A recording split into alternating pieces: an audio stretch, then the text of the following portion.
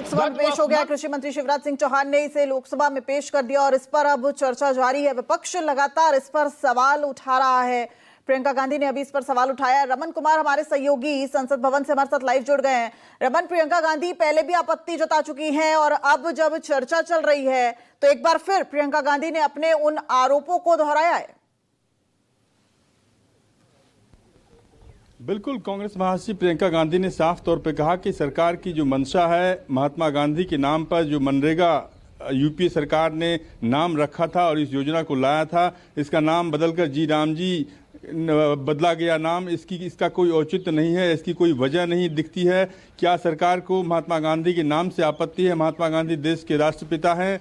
महात्मा गांधी देश के नहीं विश्व के सबसे बड़े नेता हैं और जो सम्मान महात्मा गांधी को मिला हुआ है पूरे विश्व में, उस सम्मान के हकदार महात्मा गांधी ही हो सकते हैं। जो उनका कंट्रीब्यूशन रहा है पूरे देश को आज़ाद कराने में, वो सारे लोग जानते हैं। ऐसे में महात्मा गांधी के नाम पर चलने वाली योजना का नाम बदलकर जी राम जी रखना समझ से परे है। और जिस तरीके से सरकार का ये फैसला आया है, उस फैसले के खिलाफ पूरा विपक्ष एकजुट है, लामबंद है और सरकार के खिलाफ हम इस पूरे मामले पर संसद का विरोध करते रहेंगे और इस मामले को स्टैंडिंग कमेटी के सामने लाया जाए, ये विपक्ष की मांग है। और रमन, जिस तरीके से वो इस बात को लेकर भी चिंतित नजर आ रही थी कि जो मसौदा रखा गया है उसमें 60 और 40% यानी 60% अब केंद्र सरकार देगा और राज्यों की जो भागीदारी है वो 40% कर दी गई थी। ऐसे में उनका कहना था कि राज्यों के ऊपर भार पड़ेगा। साथ ही साथ कुछ एक नोकझोंक भी सामने आई। वो क्या था? कुछ सांसद सवाल पूछने की कोशिश कर रहे थे कि क्या महात्मा गांधी आपके परिवार का हिस्सा है? तो प्रियंका गांधी ने बड़ा दिलचस्प जवाब दिया। देखिए, बिल्कुल जिस तरीके से 60 और 40 का रेशियो रखा गया है, 2014 में नरेंद्र मोदी की सरकार आने के बाद से ही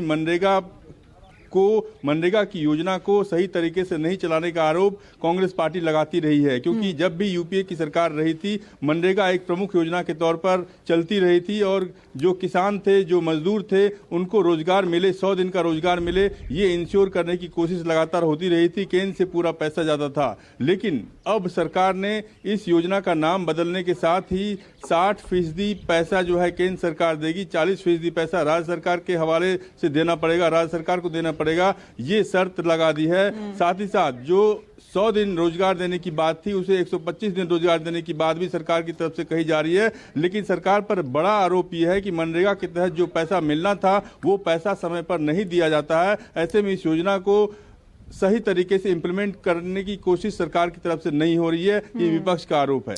और रमन, अब ये चर्चा जो है वो कितने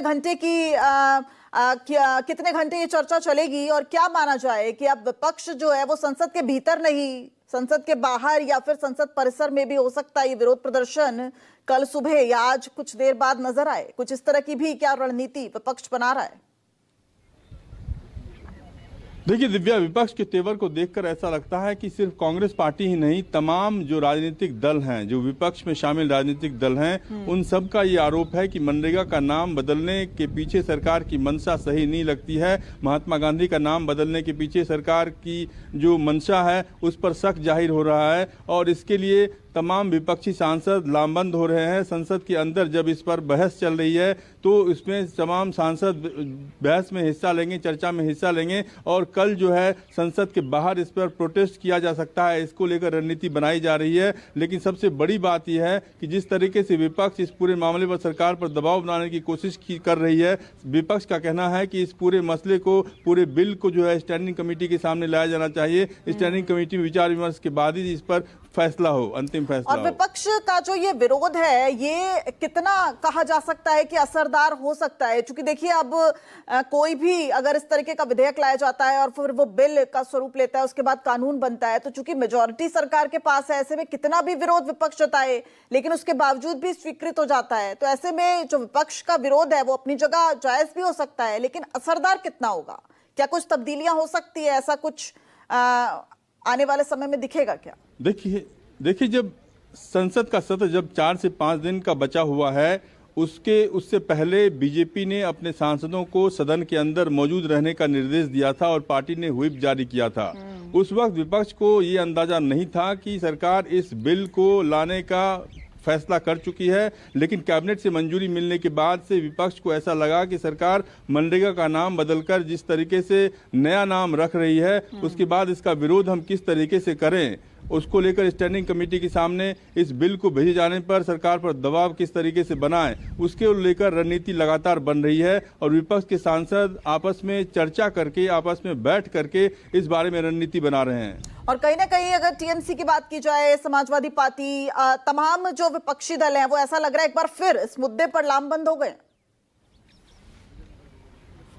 देखिए, बिल्कुल जिस तरीके से आपने देखा कि हाल के दिनों में कई मसलों पर कांग्रेस पार्टी के साथ समाजवादी पार्टी रहती रही है, लेकिन टीएमसी का रुख अलग रहा है। टीएमसी अपने राज्य के मसलों को उठाती रही है और अलग से प्रोटेस्ट करती रही है, लेकिन महात्मा गांधी के नाम पर जो मनरेगा की योजना है उसका नाम बदलने को लेकर जिस तरीके से टीएमसी के सांसदों की तरफ से भी प्रतिक्रिया सामने आई है, समाजवादी पार्टी के सांसदों की तरफ से प्रतिक्रिया सामने आई है, उससे एक बात जाहिर है कि इस पूरे मामले पर पूरा विपक्ष एकजुट है और सरकार पर पूरी तरीके से दबाव बनाने की कोशिश कर रहा है।